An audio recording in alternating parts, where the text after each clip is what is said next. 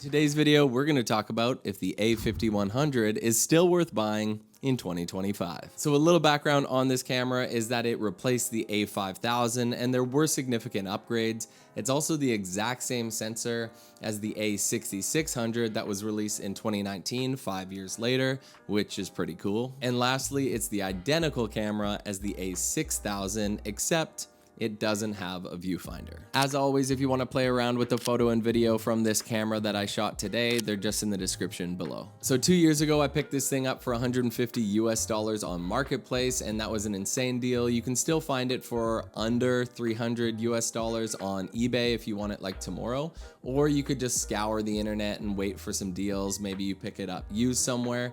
Is this thing still worth it in 2025? That is the purpose of the video, but I'll tell you right now, if you're thinking about video, just don't even buy this camera. I think your iPhone or whatever Android phone you have is probably going to be better for video. However, for under $300, this thing still has a ton of value. So let's go over the pros first. So the first pro that I want to talk about is the low light capabilities of this camera, specifically compared to like what you're shooting on right now if you just have a smartphone.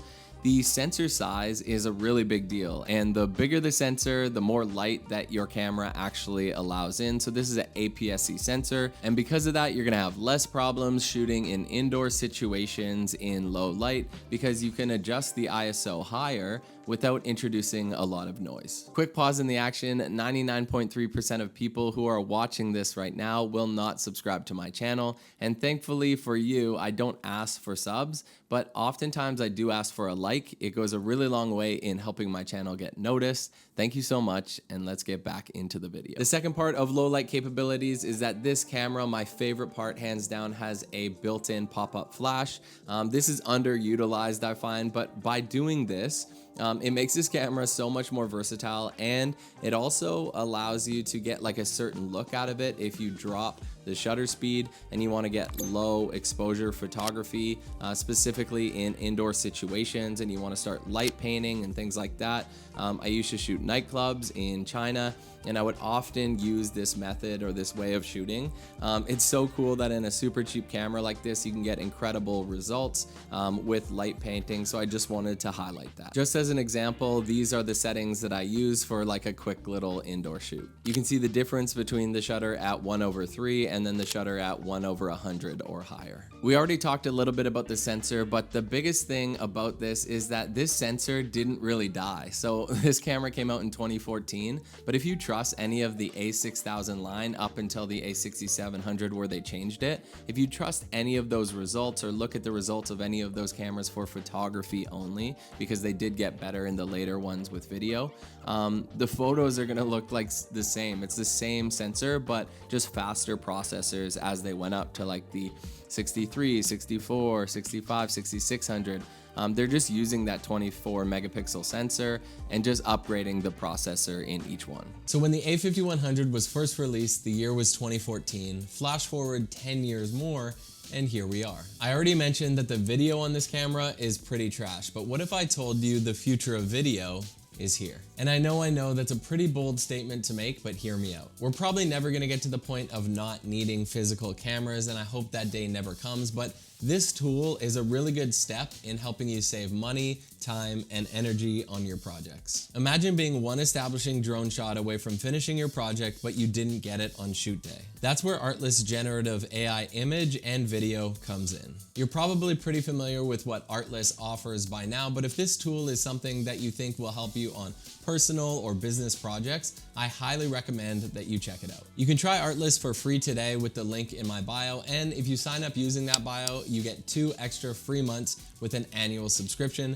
Thank you so much for supporting the channel Artlist, and thank you for being here. Let's dive back in to this camera. So the next pro I have for you is that it does have built-in Wi-Fi. If you're on the go and you don't have like an SD card slot in your computer, you can just transfer them over to your phone, and maybe you have Lightroom on there and you can edit on the go. I think that's kind of cool. Next up is live streaming. You can probably get a good 3 or 4 hours out of this thing without it overheating with a dummy battery. So I would highly recommend doing that. And if you're in the line of work that is always on Zoom calls and things like that, it's probably worth it to upgrade just like your MacBook webcam. and go with something like this. Even though the A5100 did upgrade their video quality, again, I don't think it stands up just because of the overheating and also the battery life as well. And then you only get 1080p out of this, so miss me with the video. Again, if you have a somewhat modern smartphone, I would highly recommend just using that. The next thing is that this thing is so compact and tiny with the kit lens on it. All of the content that I shot for you today just to have a look at was with the 16-50 kit lens, so nothing fancy, super small and compact, so you can kind of see what it's capable of. One of the biggest upgrades from the A5000 was that the 5100 and 6000 have better autofocus, which is super cool. You might be interested to know that the A6000 doesn't have touch to focus, however the A5100 does. So I was out shooting recently with this and you have that center lock focus, but sometimes it's really easy to compose your image, then think to yourself, what am I going to focus on?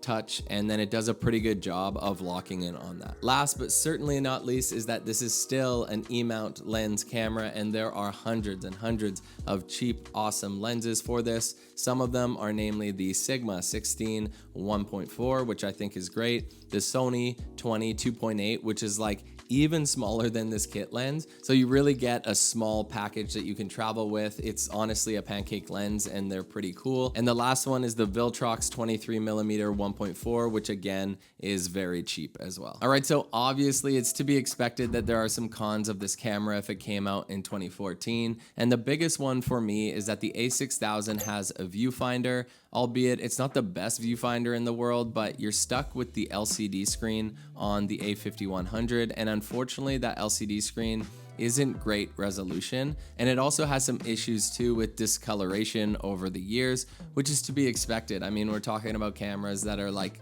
10 years old, maybe older.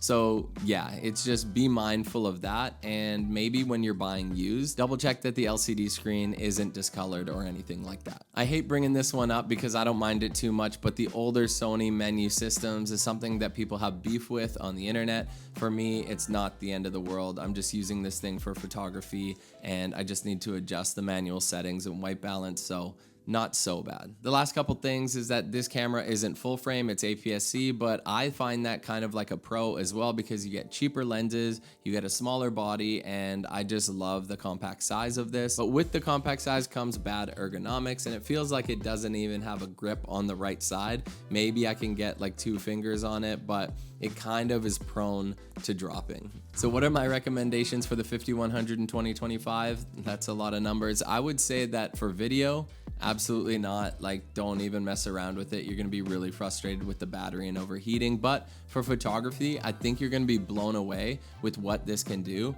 And last little bonus I'll give you is that it's a mechanical shutter instead of an electronic shutter in like the RX100 line. So I really think that that's a benefit too. You can look up like what's good and bad about electronic and mechanical shutter, but just trust me, mechanical shutters are better. It's a solid value. Happy deal hunting, and we'll see you in the next one. Matty out. Peace.